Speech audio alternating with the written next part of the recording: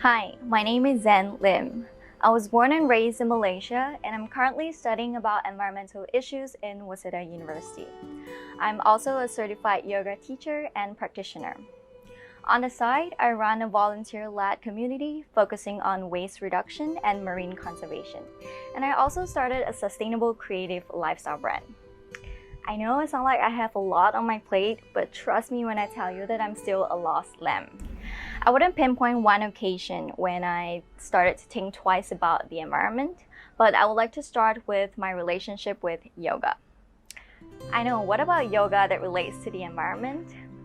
Well, I picked up yoga a few years ago based on health reasons, but I actually started to deepen my knowledge when I decided to take my yoga teacher training course in India.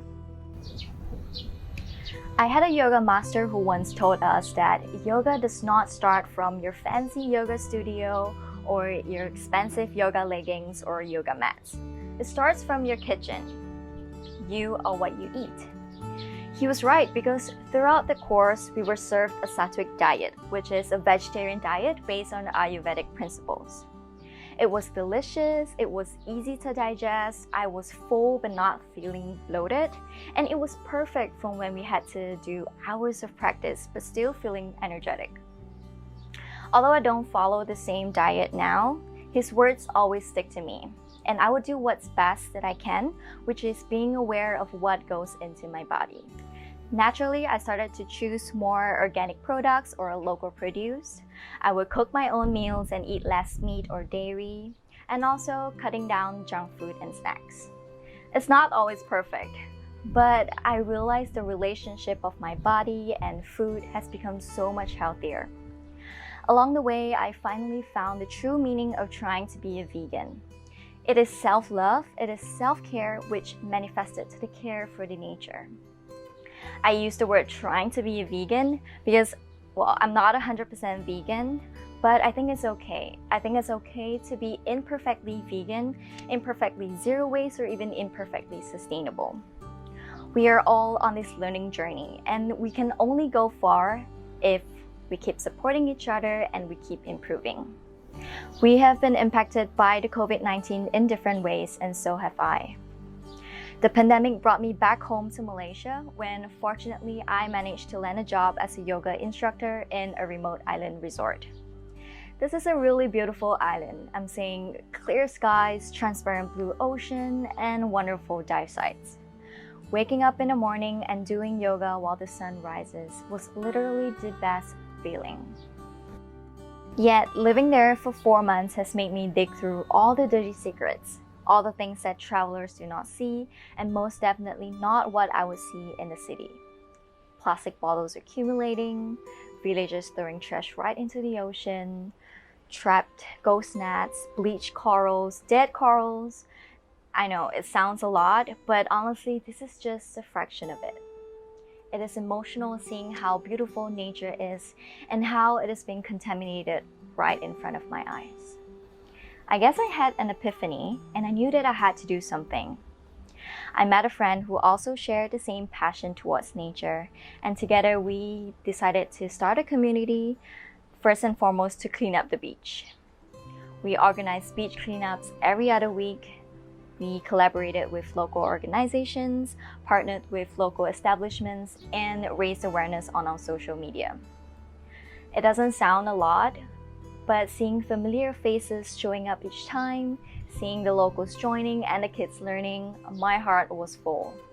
At that point, I knew that this is what I want to share with the world and this is what I want to pursue in life. Along the way, with all the knowledge and encounters that I have learned through nature and my body, I started to put things together to curate a sustainable lifestyle that is good for the environment, but most importantly, suits me.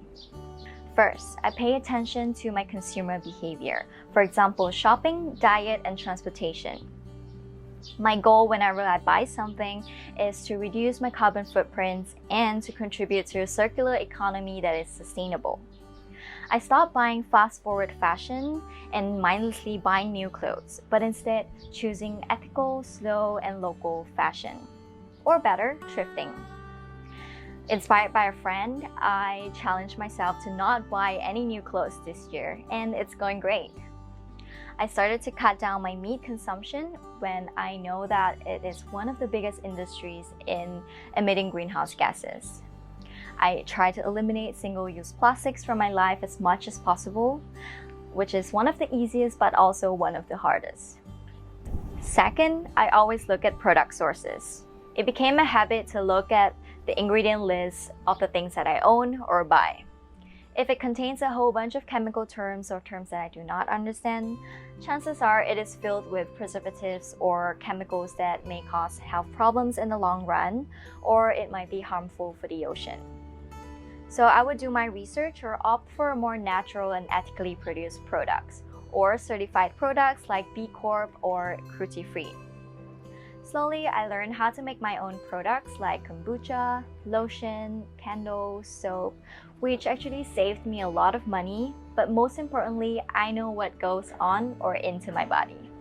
Last but not least, I always open up myself for new knowledge, skills, and conversations. Besides doing research and reading articles, I recently learned how to scuba dive, which brought me to a whole new world and so much more closer to nature.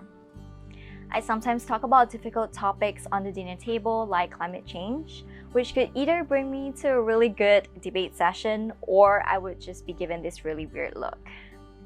And I know that sometimes I feel like it's never enough or that what I'm doing is not going anywhere.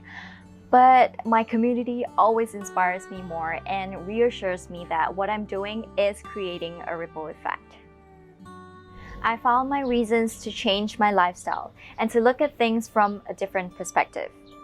This is my story, but I hope that this voice can inspire you to find a reason to shift from being unaware to being aware, from being aware to taking actions.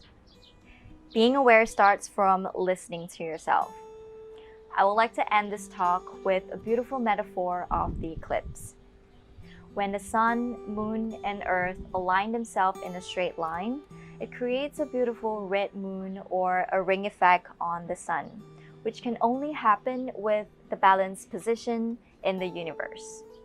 Likewise, our body, mind, and soul can also achieve a balanced state, which is peace, if we align ourselves with who we truly are, the children of the earth. Thank you.